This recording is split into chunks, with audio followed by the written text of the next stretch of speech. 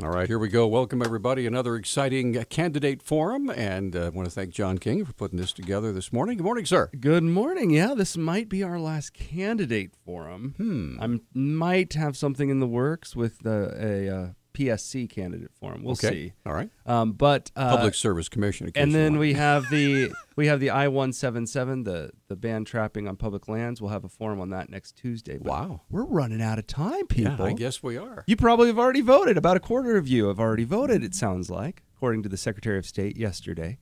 So anyway, I wanted to start the show off by giving everybody a piece of advice. So today is forum day, so when you call in, we're hoping you just ask a question that both candidates can answer. A little bit different from our talkback norm, where just push the button and chaos ensues. We try to channel the chaos in two directions, specifically towards our candidates. Today, those are Doc Moore and Andrea Olson. Doc Moore representing the Republican Party and Andrea Olson representing the Democrats.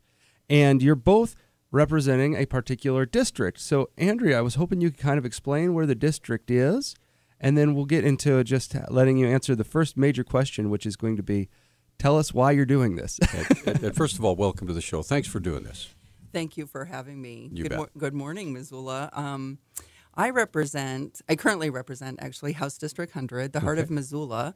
The boundary lines are redrawn about every 12 years, and this currently House District 100 is right in the center of Missoula, third to south, a little over Higgins to almost Reserve. Okay.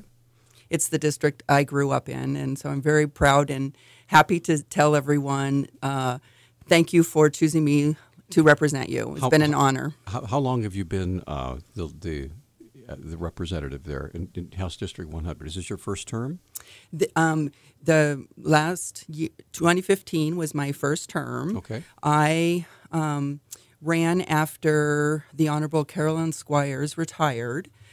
She represented the district for almost 30 years. Right, I remember that. And may she and her husband rest in peace. They were did an admirable job of representing the district, and I was very honored to be able to follow in her footsteps and to have her guidance for. Okay. Great. All right, David Doc Moore, good to see you again, sir. Yeah, good morning. No stranger are you to state politics. No, I currently I'm representing House District 92, but I decided I'd run in House District 100 just to keep the election fair, because too often we have elections in this county where there's only one party on the ballot. And House District 92 split into East Missoula up to Condon. It's a big district, and I just didn't want to put as many miles on my new truck. So tell us a little bit about your history and how you got into politics. And I know you've had some experience representing folks before. So yeah, the first time I ran against Tim Fury, and then the next election, and I lost. The next election cycle was an open seat, and I won by a slim margin. And this last time, Dave Strohmeyer ran against me, and to say I clobbered him would be an understatement. He spent 5 times as much money as I did, and I beat him by over 350 votes. Goodness. Okay. And in House District 100, I think the thing my first session was preserving the open space, the golf course, because I had the bill or the amendment to defund the new College of Technology, and that finally got the university and the advocates for that open space to the table to get a better location for it. Okay. All right. Well, I just want to let folks know our lines are open. And as John just mentioned, when you call with your questions, we would appreciate it if you would not specifically point out either individual, but if you would ask a question that both of our candidates can answer. That's the only fair way to do this. So. Well, we don't get to ask this question very often because it's rare that we have two incumbents that have worked together in the same legislative session. So I would like both of you to comment on where you disagreed or agreed with your, I guess, compatriot in the sense that you're both representing the Montana legislature during the last session. So we'll start with you, Andrea. Go ahead. Thanks for calling KGVO. Well, I guess I think it's important to recognize that we actually agree on many things and many very big, important issues. And I want to let Representative Moore know that I appreciate many of those. I believe that we both voted pro-choice. We both voted for Planned Parenthood, and both are endorsed by those Pro-Choice Montana and NARAL Pro-Choice Montana and Planned Parenthood. We both, and you can certainly dispute me if I'm wrong about this, but we both voted to end the death penalty in Montana.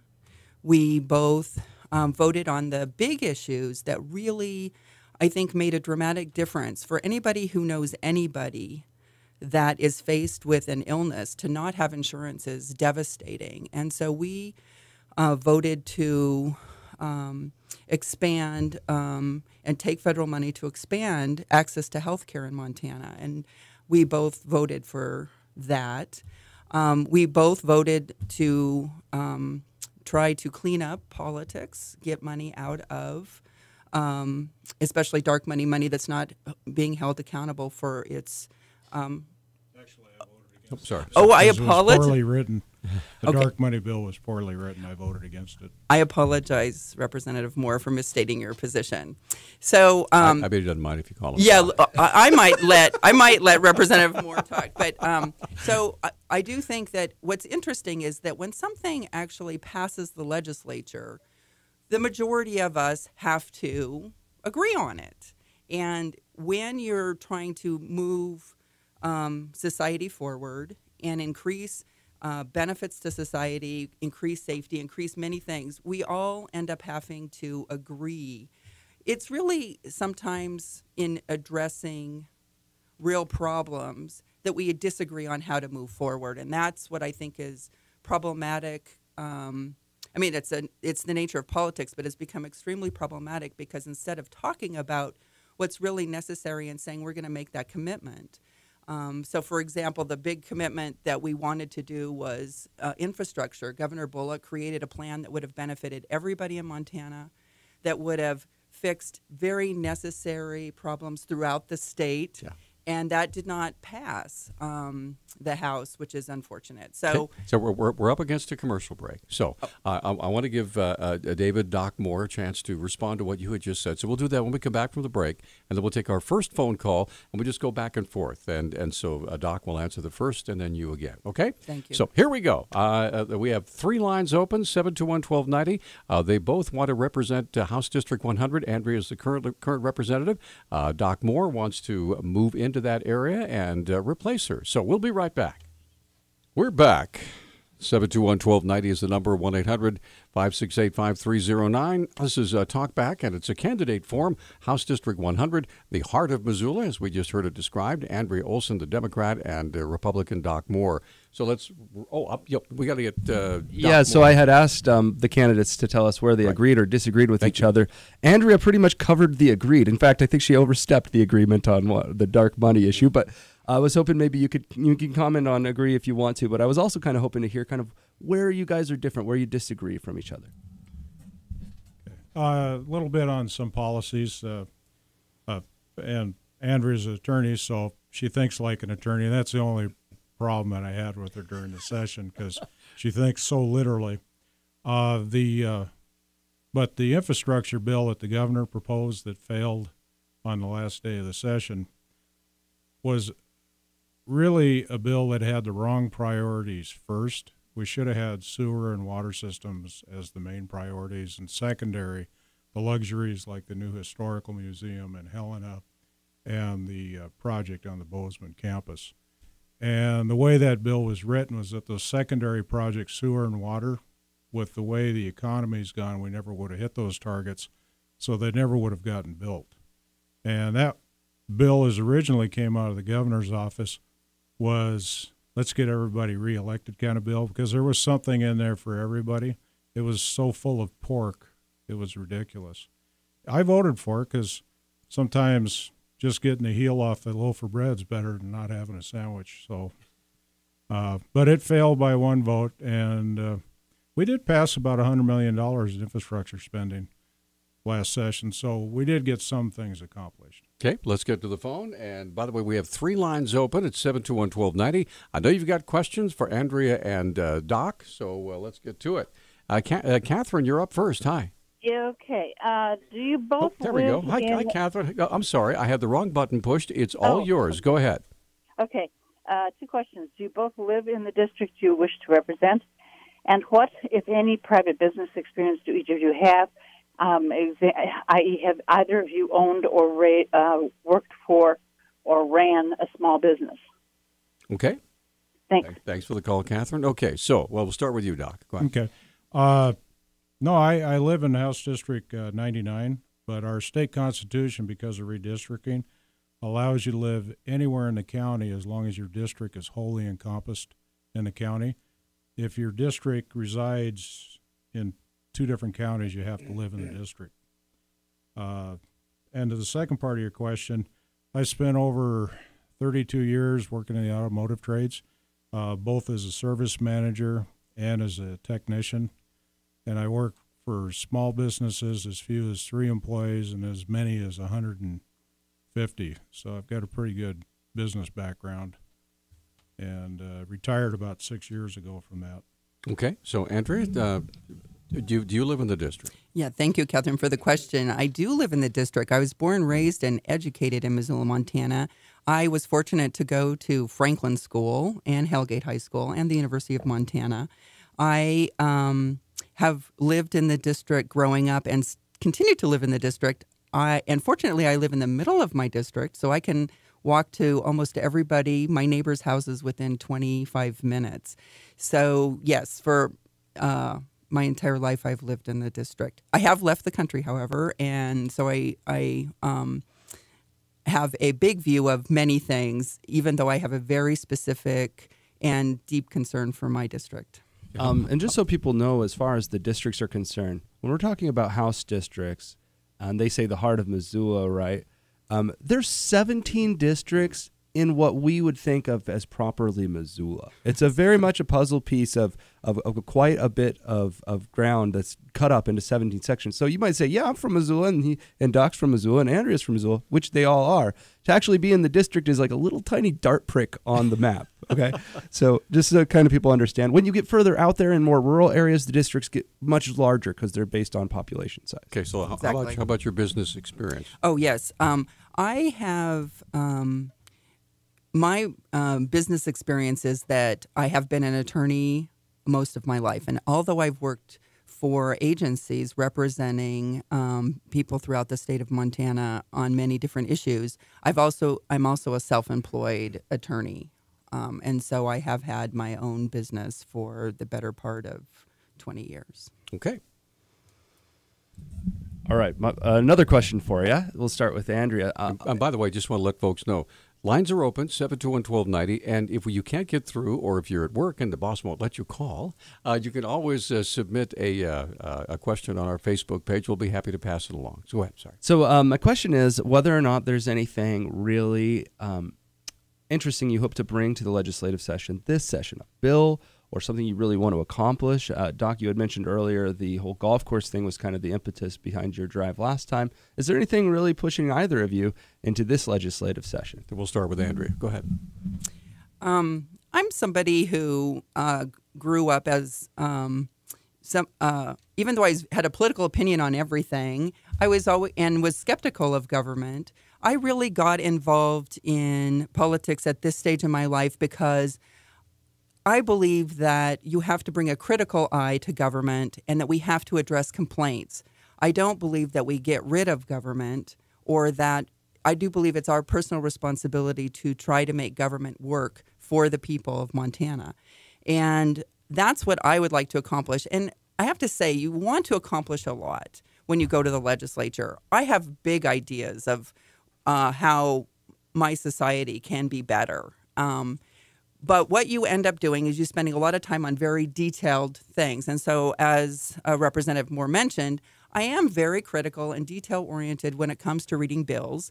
And I do always put as my first criteria that it benefits people as a whole and that we make sure that we pay attention when we come up with compromises, that we really listen to the voices of people who might be outside of that.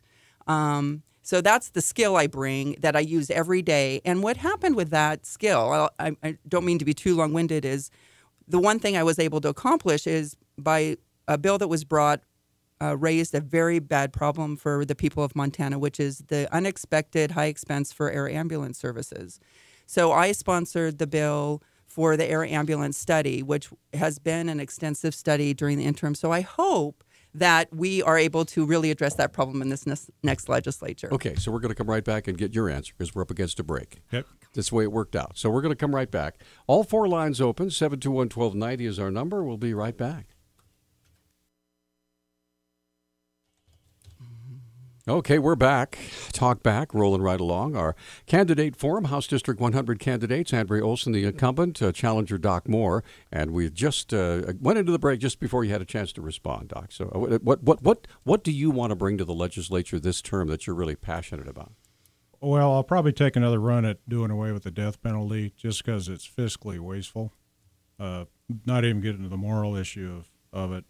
But the major thing that I'm going to be focused on preventing is there's 3 new taxes that are going to come to the legislature.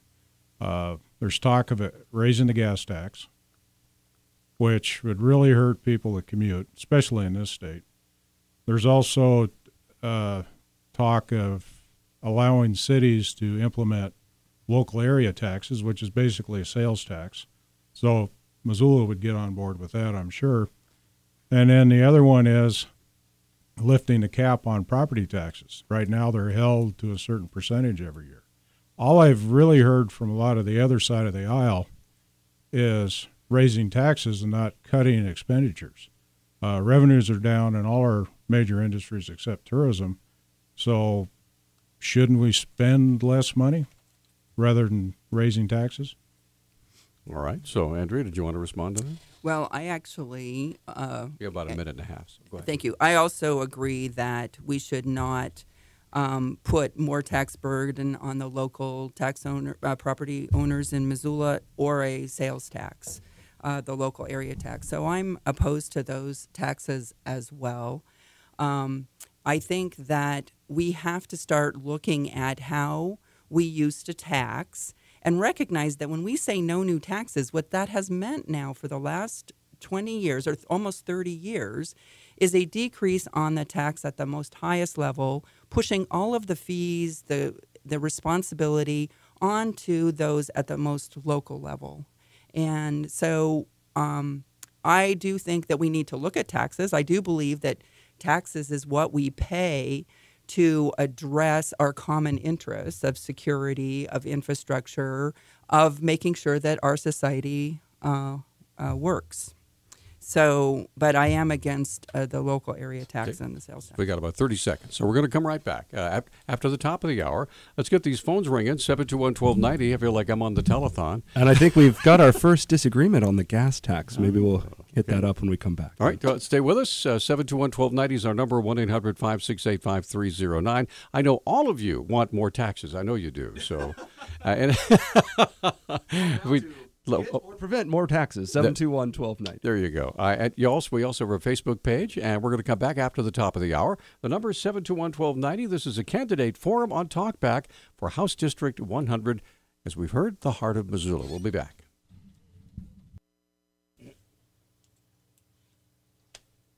Okay, we're back. Candidate forum continues. House District 100 candidates, Andrea Olson, the incumbent, David Doc Moore, the challenger, and they're both here in studio taking your questions. Oh, phone's ringing right now. That's what we like. One quick question for both of you. I'm going to start with you this time, Doc. Let's just use our imaginations for a moment, okay? Let's say that Governor Bullock wins re-election, okay, and he's in charge at the when you start the session. How will things change? Will things be as they were? In other words, do you have a decent relationship with Mr. Bullock? And let's just let's say Mr. Gianforte wins. And how do you think that that relationship between the House and the Senate in the Montana legislature would change should Gianforte win. So we'll start with you on that. Well, the governor wasn't happy when I tried to kill one of his pet projects, so we have an okay relationship. Okay. If he's reelected, once again, we won't see any meaningful tax reform in the state. The bills that we had last session, the simplify income tax, were vetoed. If Mr. Gianforte wins, I think we'll be able to progress on doing some things with simplifying taxes, because the way Montana taxes are, they discourage business investment, and they're not fair to everybody. We need some work done on them. And Okay. I am afraid that, well, if the governor gets reelected, he's going to push for new programs. It's going to be a fight over money this session because there's going to be less of it. Yeah, because the rainy day fund is so-called Which non-existent. doesn't exist in statute. It's just Right. your ending reserve balance. Sure. So there really is no rainy day fund. Okay, Andrea, what do you think? So between Bullock and Gianforte, how do you think that relationship between, the experience that you've had, how it might change? So so in working with Governor Bullock, we need to recognize that under his leadership, we have the strongest fiscal health of many states. And that there really is, all of the reports indicate that Montana is an excellent place to do business, and that this idea that tax structure affects people's ability to do business here does not prevent people from doing businesses. I think there's many reports to that. So I just wanted to say that what's the difference between Governor Bullock is really looking at what the Republican agenda is under Mr. Gianforte. He wants to privatize public land that is, and without putting words into his mouth, this is an issue that is very high on Republicans. Idaho, a guy that's funding Mr. Gianforte, just bought 80,000 acres in Idaho and closed it all off to hunting and fishing. And as much as we respect private property here in Montana, which we do know that rivers and streams and that certain activities are an access to these public lands is something that is very important to us. I think if you really want to see what the Republican agenda would do to Montana, please look at the 109 bills that Governor Bullock vetoed last time. Now, there's a couple he vetoed that I supported, but if you look at those bills, one of the ones was that passed the House, that he had to veto, was exempting big banks from fraud. We in Montana, all of us, are responsible for our acts. We're responsible for what we try to get other people to do to our benefit. And if we do that in a way that is fraudulent, we're responsible for that. And big banks would be exempt from fraud. Okay, let's move on because we have a caller on the line. So let's get that in here right now. Marilyn, you're on Talkback. Hi. Good morning. Okay, we're living in a very upside-down society these days. Our culture seems like what is evil is being called good. What's being called good is being called evil. So what's your question, Marilyn? Well, it's really distressing to me that both of these people think it's okay to murder the vulnerable, innocent, unborn, but don't put to death penalty the criminal that actually murders somebody. So I would like to challenge both of you to really think hard and long on that subject, and challenge both of you also to go over to the Blue Mountain so-called clinic and watch what happens to an unborn baby as it's being murdered. Okay. All right. Thanks for the call. All right. So, Andrea, you first.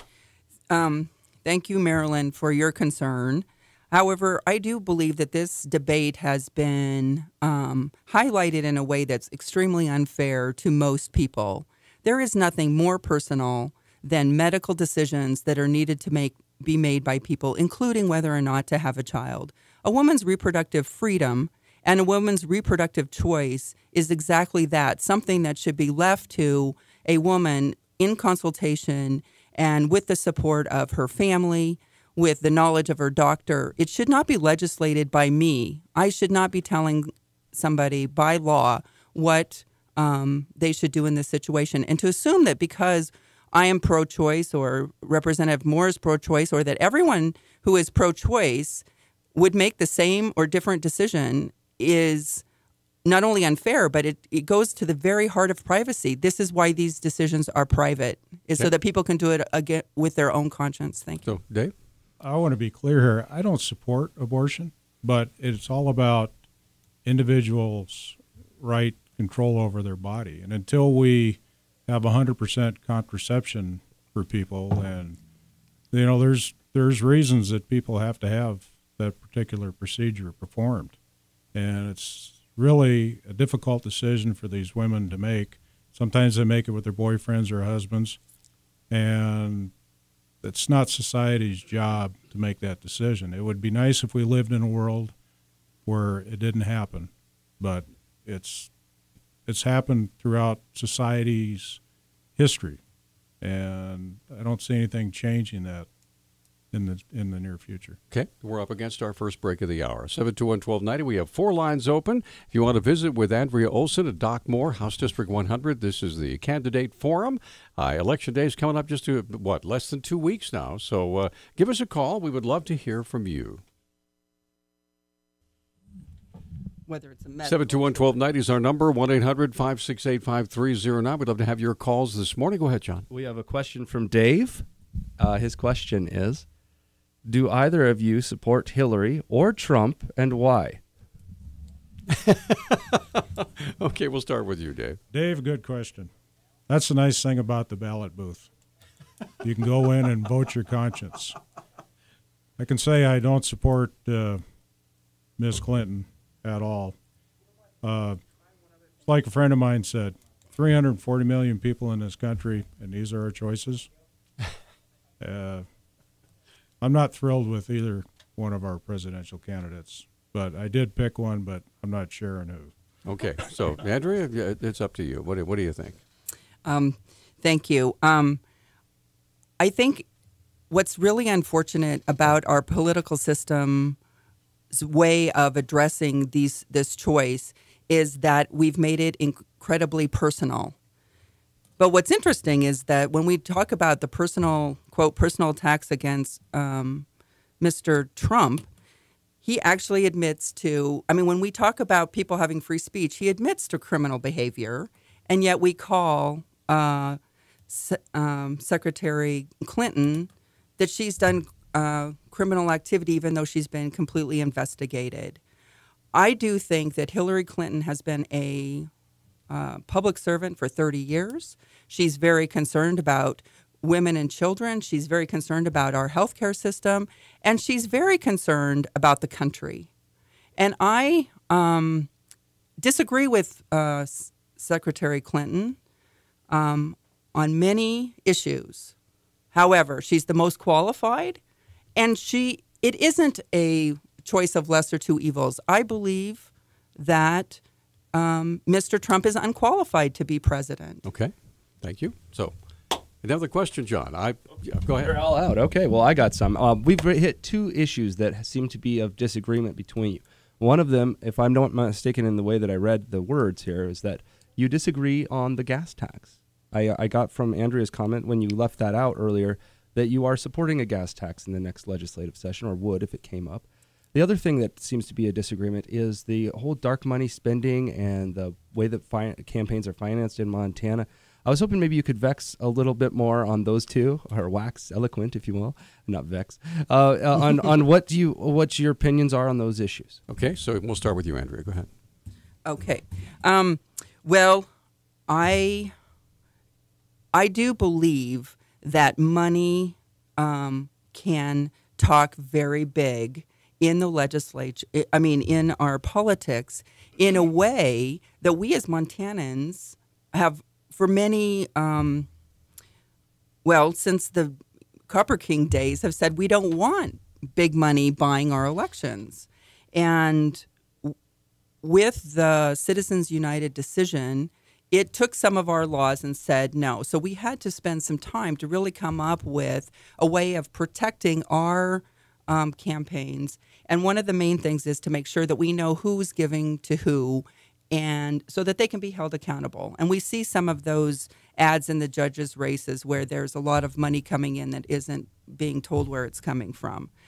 As far as the gas tax, when it comes to any bill, especially tax bills, you have to really see who's winning and losing, who's paying and how much are they paying. So I'm not against all taxes, and I think we need to start reclaiming that taxes are what helps us buy the society that we want to live in, how we want to live together. And so I didn't mention the gas tax because I'm more open about the gas tax. We didn't have the opportunity, I don't think, last time to vote on the gas tax. But I do believe that we subsidize a lot of different activities. Driving cars is something that we as a government subsidize. And so I do think that taxing in that area is something that is realistic. Okay. Doc, what do you think? First, I'll talk about the gas tax. Contractors Association supporting that, but most of the fuel that they use is for off-road equipment, so they don't pay the gas tax. And then it's self-serving. We do need to keep our roads and everything in good repair, but this will push the cost off onto people that can afford it the least. So we should look for a different way to do that. And then on the dark money bill, that bill was really poorly written. One of the aspects of that is now if you're a lobbyist, say that you represent the independent electrical contracts, and you want to give Ms. Olson a contribution, you have to go in and do the paperwork that changes your association to supporting Andrea Olson. And then the next time you write a check to somebody, you have to go in and do the same thing over and over again. So it's created a really burdensome process in record keeping. And it hasn't kept any money out. We look at the governor's race, all the money that Governor Bullock's getting from independent expenditures from environmental groups. It hasn't changed a single thing. Okay. It's made it more difficult for regular campaigns to raise money. Okay, let's get to the phone and say good morning to Ted. Ted, good morning. You're on with our candidates. What's your question? Good morning. Thank you for taking my call. I want to start off by just saying that I'm a Republican and I support the Republican presidential candidate. My question for the guests is, if the FBI sent you guys classified information and either one of you sent it out on your private email server, would you go to jail, or is it perfectly legal to do that? Thank you for taking the call. Okay. So, Doc, we'll start with you on that one. I'd be looking for a good attorney. We have one right here. Yeah. Look at, I can't think of the gentleman's name, but there was a soldier who sent one email. He was a Marine, yeah. Yeah. And he's looking at severe prison time. It's money and power. That's how she got off. Even the FBI admitted that, what she done was not proper. And she hasn't handled the disclosure of this right from the beginning. If anybody else had deleted a server, smashed phones, and done that, we'd be in a federal prison right now, or we would be charged. Okay. Andrea, I realize it's a national issue. It doesn't really necessarily involve state politics, but I do think that what I'd like to say about some of these national issues is the kind of inconsistency in how we hold people accountable. I mean, President Bush lost 22 million emails, and we didn't say anything. The number of service people that died in other countries was significantly higher than it was under Secretary Clinton. I think that we end up taking these issues and we don't do the real hard investigative work, and we make big issues out of smaller things, and we make the fact that we voted to go to war against a country that did not have weapons of mass destruction. Why are we not talking about that every day? Because Hillary voted for it. Well, You got that kind of dilemma going on. But I did want to kind of shift us back, which is why when I grabbed the mic, I wanted to kind of get us back to the state legislature. We're up against a break. Because we can't vote to go to Iraq from Montana either. So when we get back from the break, I would really like to talk to both of you about the controversy that I think we're going to have this next legislative session with less money than we did last legislative session on where to make cuts if they're needed or where to make increases where they're needed. Because I think one of those two things is going to happen if we end up with a balanced budget, which our Constitution demands.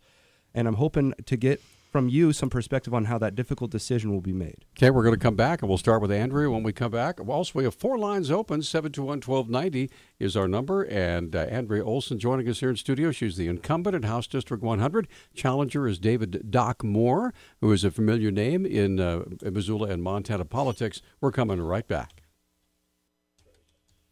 Really? Trump? Oh, we've got excellent bumper music, that's for sure. 721-1290 is the number, 1-800-568-5309. Okay, John just asked a question about the, quote, rainy day fund. You didn't, well, about... It wasn't really about the rainy day fund. It was about this difficult dilemma that you have as legislatures. In Montana, we're required under law to have a balanced budget at the end of the legislative session. And with a tighter reserve, we got make some big difficult decisions, whether we have cuts in certain areas of government or whether we have tax increases. It seems to me that one of those two things will have to happen, or we'll just have to have basically a wipe on the legislative session and only pass bills that don't have any increases. So I guess my question for you two is whether or not you can give us some advice on where you would go as legislators in that direction, where you see where we might be able to make some increases or where we might be able to make some cuts. Okay, we're going to start with Doc. Go ahead. Okay. There's going to be approximately $100 million in mandated increases because we don't have zero-based budgeting at the state level.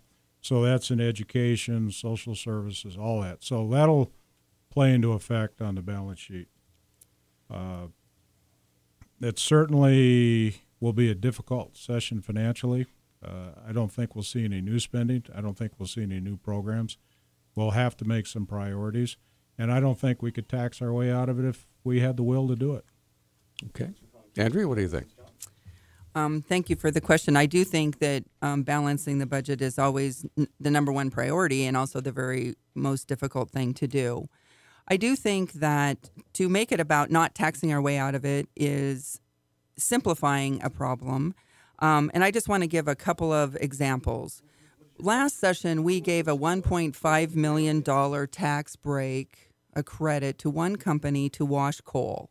That's $1.5 million that we didn't put into something like education, into our roads, into our infrastructure. And I just want to, I don't want to make this just about trying to defend taxes, but and Democrats don't want to defend taxes either. Nobody wants higher taxes. So I'm not trying to do that, I promise you. But I do want to point out something I learned being on the Consumer Council, which is oversees the Consumer Council. And that is that Montana ratepayers of Northwest Energy paid $100 million to Northwest Energy for money that went to just an insurance policy. It was a bad business decision that the Consumer Council had tried to get Northwestern to change. And when they finally brought it, when it came to the PSC, the Public Service Commission said, you know what, we're not going to take that bad business decision that made our rates actually higher than they were out of the profit or out of the business expense of Northwest Energy. We're going to have the ratepayers pay for that. So Montanans actually came up with $100 million without, I'm not saying it didn't hurt people. I'm not saying that they didn't notice that their energy bills were high, but we paid that money. So I do think it is about finding how we've structured the whole picture and trying to work on that a little bit more than we do. But I do believe that Governor Bullock will balance the budget, and he will make sure that the people of Montana are served as best that we can.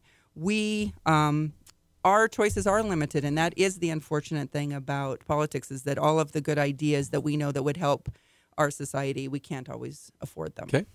We have a bunch of Facebook questions. Maybe we can go through some of these real quick. Well, we'll ask one and we'll take a break. Okay. We'll ask, the first one is from Elena. She wants to know about taxpayer money used for abortion. Is there a disagreement between the two of you when it comes to Medicare, Medicaid, health care insurance, whether or not these should include fees for abortion?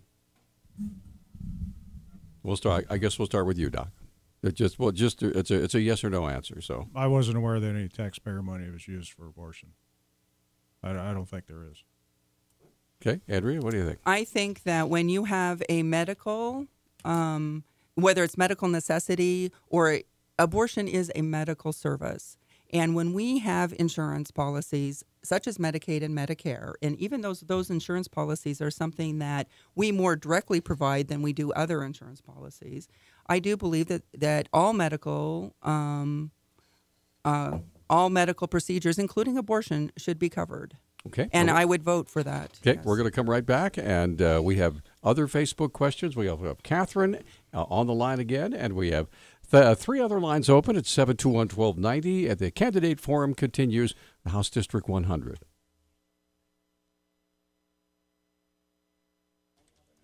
Hey, we're back on Talkback. 721-1290 is the number. All right, 1-800-568-5309. Okay, we're getting close to rock star status for you guys. Well, we need one more. So let's get back to the phones. Catherine, you are back. You have another question for our guests. Go ahead. Yes, this has to do with probable but as yet unintroduced bills for the 2017 session. Okay. Diane Sands wants to revise medical marijuana laws, including getting rid of 3-patient limit and taking off the Schedule I designation from state law. Chris Hansen has several education bills that she wishes to introduce, one of which would create public charter schools. Do you support or oppose these? Why or why not? Okay, so the marijuana initiative, do you agree that Diane Sands they should go ahead and reduce some of the restrictions on that or not? We'll start with you, Andrea. Okay, thank you for the question. I listened.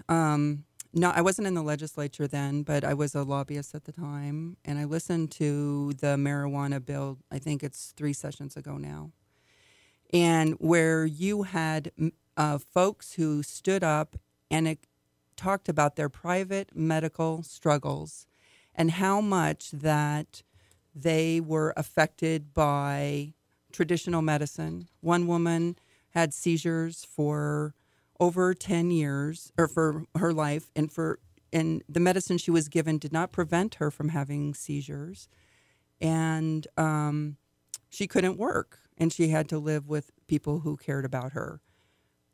She said, she started taking marijuana. Her seizures went away. At the time she testified, she was holding down 2 jobs, and her statement was, "I no longer am a burden to every single person who loves me."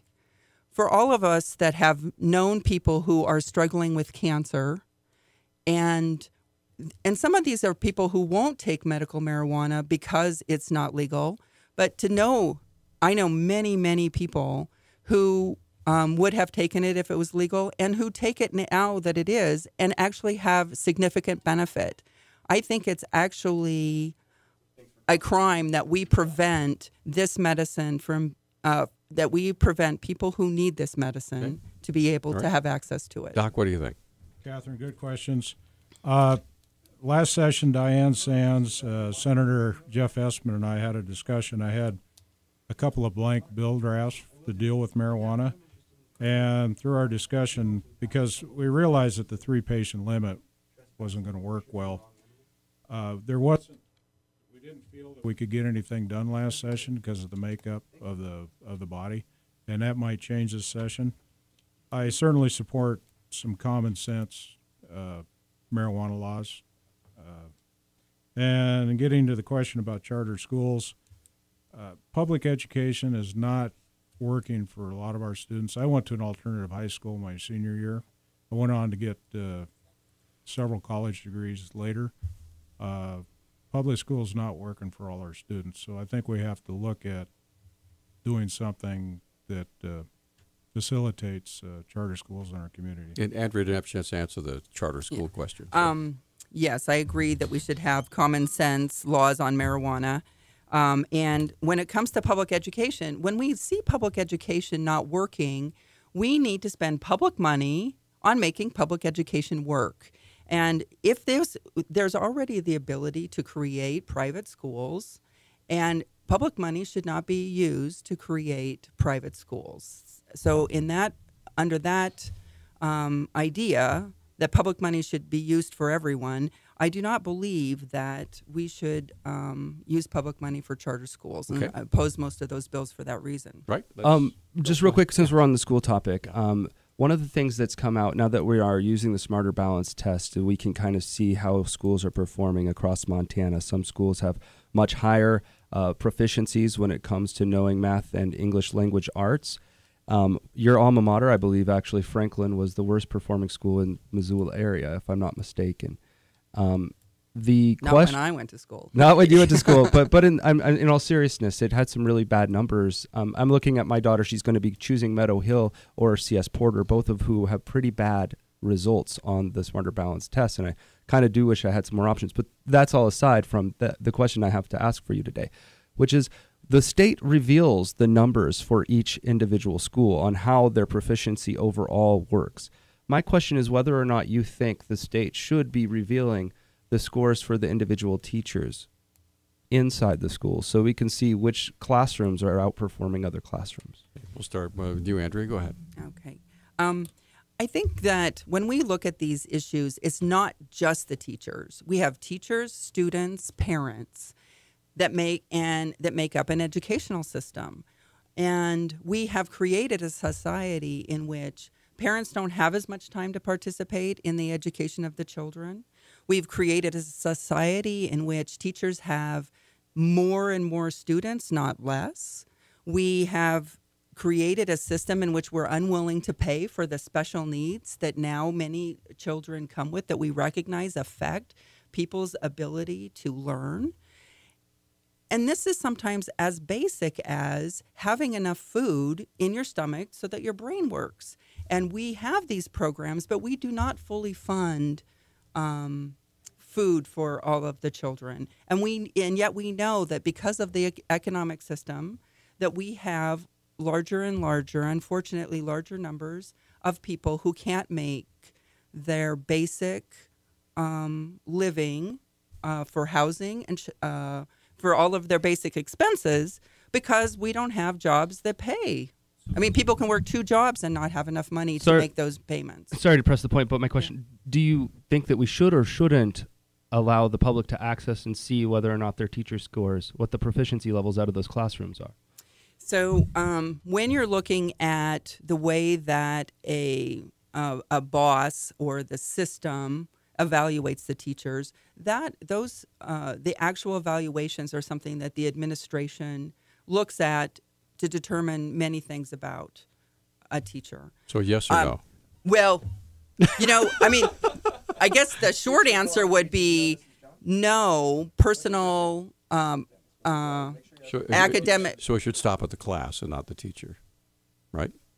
As far as the information that's revealed. We don't have class, Peter. That's what I was asking for. Okay. Class and teachers same. Okay, all right, yeah. Or the school itself, yeah. I mean, no, I think that what we need to do is those kinds of things are used for us for the purposes of improving, and I don't think that it helps us to point out, to share that kind of information. Okay, and we're going to come back and get Doc's answer, and we have Emmett, Kevin, and Dennis, and we're going to come right back with more of our Forum with House District 100 in just a moment. Hey, we are back on Talkback. 721-1290 is our number. We didn't get a chance for Doc to answer that last question, so go ahead. Okay, my late wife taught at Bonner School for 19 years, so I respect teachers' privacies. I'm not sure that I would want those scores to be readily available, which brings up a couple of quick points and questions. Are we teaching to take tests now, or are we educating? If we want to look at the success of our public schools, do a job interview with a fresh high school student. Can they communicate? Can they write? A lot of them don't do it. If we're doing such a good job with our schools, how come we have so many students attending college remedial courses? I think we're failing at some level, and the answer to that is going to take more than just test scores. We just had a huge gift from the Washington Foundation to the University of Montana for a program called EdReady, okay, for math proficiency, so that a student and that they funded it, so it's free, so you can go online and get this and find out where your student is failing in whatever math proficiency it might be, algebra, geometry, whatever it might be. and they will map out a plan to help them get to where they need to be by the next school year so they don't have to take remedial courses. But look what that took. That took it's almost over $5 million of gifts from a very generous benefactor to make that happen. Not everybody can do that. So anyway, let's move on. Emmett has been waiting the longest. Emmett, you're on Talkback. Hi, what's your question? Thanks for taking my call again. Well, back to the abortion issue. I really don't have time and don't want to debate the whole abortion thing, but it's a question for both candidates. Awesome, good. The problem is that the state government has nothing to do with abortion. Well, very little. But yeah, go ahead and ask your question. It's a question Go ahead. for both because it's kind of important. One of the candidates mentioned abortion as a medical procedure. Now, to me, a medical procedure is about having an operation on your arm or a diagnosis of a sore throat or a flu. But terminating a pregnancy is making a choice about someone else's life, kind of like euthanasia. So how would you say that this is a medical procedure, such as medicine, like having an operation on yourself or having a doctor operate on your arm or your leg? Okay. All right. Thank you. Thanks for the call. So I don't know if you guys want to answer that or not. It's up to you. I just want to say that I think the key here is that what decision about your private decisions do you want government involved in? Some countries say you can only have one kid. Some countries make policies so that it's better if you have a boy child. Do we really want government to get that close into your personal decisions? And I would say no. Okay, Doc? I think what I've said about abortion, stands. I mean, I don't support it, but it apparently is a necessary part of modern society, and it's not going to go away until we deal with the conception. Okay. Let's get Kevin on the line. Kevin, thank you for holding. You're on Talkback. Go ahead. Well, I have two different directions to go. The longer you listen, the more you come up with things. Okay. Number one is in the state of Montana, if you're performing a medical service or a medical operation on children, you have to have parents' permission. How do you reconcile that with abortion for young kids without their parents' permission? My other question is, I heard Andrea Olson talk about how Montana's the most friendly business state, according to what Bullock has been spouting. My question then is, she comes up and says that we have such low wages, and people have to work two jobs. How do you reconcile those two between the most business-friendly state and low wages? And has any of the two of them ever had to pay business equipment taxes? How do you feel about that? And my other question is, would any of you carry legislation to take to the Helena to tax education the same as you do business equipment taxes? Okay, so we'll start with you, Andrea, since you were personally referenced there. Hi, Kevin. Thank you for the question. And it's true. I think I said that it was one of the most friendly. And what I mean by that is that when you look at these reports, we actually don't have that these things do not affect people's decisions about whether or not to do business in Montana. That's, I think, what the point I was trying to make on that. But I have not had to pay business equipment taxes. And I do understand that we have, that people feel burdened by taxes. But I do think that we need to start looking at the tax structure and make some differences between big businesses and small businesses and just be more aware of those kinds of things. I apologize that I don't know that. Okay. I know that people feel burdened by the business equipment tax. Okay, so we're going to come back with Doc's answer in a moment. Also, Dennis is waiting with his questions, and we have 3 lines open and about 8 minutes left in the show. So if you'd like to visit with our candidates, House District 100, the incumbent Andrea Olson, Doc Moore, the challenger, we'll be right back. There we go. Oh, we have a ghost in the machine. Anyway, okay, we have about 7.5 minutes left in the program. So, Doc, you wanted to address what Kevin just asked. I don't know if I'll be able to hit all of it, but low wages, when I first got out of high school back in the Stone Age, I made a good living, and I was an apprentice mechanic. And so the business equipment tax has affected me over the years. not that I've paid any, because they used to talk about tax and mechanics tools, and guys would just take their stuff home. But it did affect the businesses I work for because they were reluctant to invest in new and modern equipment because they didn't want to pay the taxes. And the thing about parental permission, I've talked to a lot of people about that, and they would like to feel that their children would be comfortable enough with them to come to a problem if they were in a situation where they needed an abortion. But a lot of the parents I talked to could understand why some young adults might not be able to do that in their situation. So I think that's a individual situation every time. It would be nice if all parents communicated well with their children. And right. Okay, let's get one more caller on. Dennis, you're on Talkback. Go ahead. Yes, I have a little question on where do they stand on any Second Amendment issues that would come up in the state legislature. I know their NRA rating for both candidates, and I would just like to hear their answer. Okay, thanks for the call. So we'll start with you, Doc. What is your NRA rating? Curious. Yeah, I was going to say, tell us what your ratings are if you have. I got a C-, and I think the big reason for that is I voted against guns on campus, and I think that's because I'd been on campus not too long ago, about 3 years ago, completing a master's degree, and not everybody can tactically carry a weapon. And college kids, alcohol, drugs, I don't want to see our Second Amendment rights eroded, period. And it's nobody's business how many guns an individual has, and I think everybody should be able to carry with a little bit of training. Okay, so what do you think, Andrea? Do you have an NRA rating? I don't know my NRA rating. It's an F. I think I did vote because I have hearing. I'm sensitive about hearing people losing their hearing. Mm-hmm. I think I voted for the suppression bill finally. But I think that what's interesting about the legislature now is that we enjoy the right to guns in this country.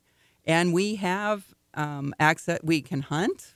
And so we end up having these bills that do things that don't make very much sense, like carrying guns into banks and into schools, into campus. So I think that the question is, I don't think these bills actually address the Second Amendment. I think that it's an unreasonable request to extend a dangerous object that can be very dangerous into situations that in bars. Really? Guns in bars? There's not enough broken noses as it is. Okay.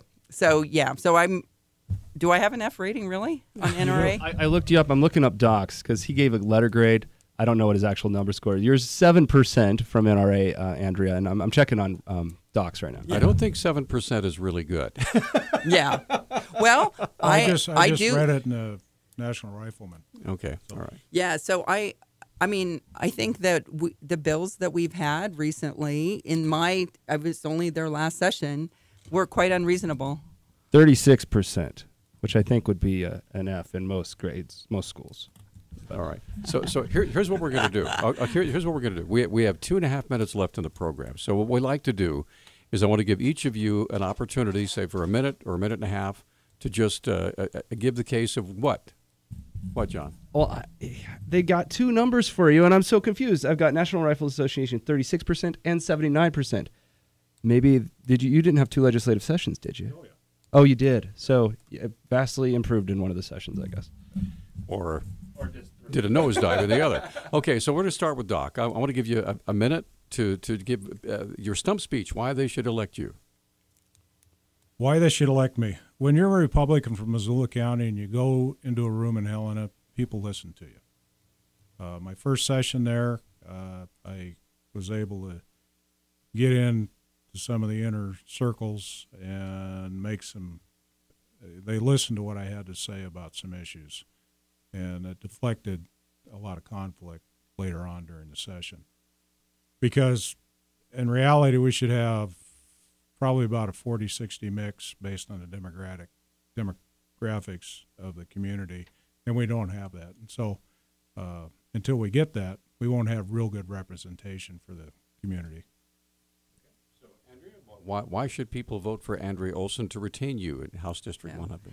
I'd like to thank the members of House District 100 for being, it's a great community. I am, you know, I pay attention. I watch what's coming across my plate and make sure that I read and understand and make sure that the bill that sounds like a good idea does what it's supposed to do. I do the hard work of making sure that people are represented by the decisions that we're making. And I do believe that I am fair and balanced and that I have the interests of the people at heart. And I'm available for you just to walk down to my house and let me know what is the problem that you face. So thank you. You have a website? I'm on I have a legislative website. Yeah, Andrea J. Olson. It's at the Facebook. Yeah. How about you? docforhouse.com. All right. I want to thank you both. You guys have a great day. We will talk to you tomorrow on Talkback. Have a great day. Thank you for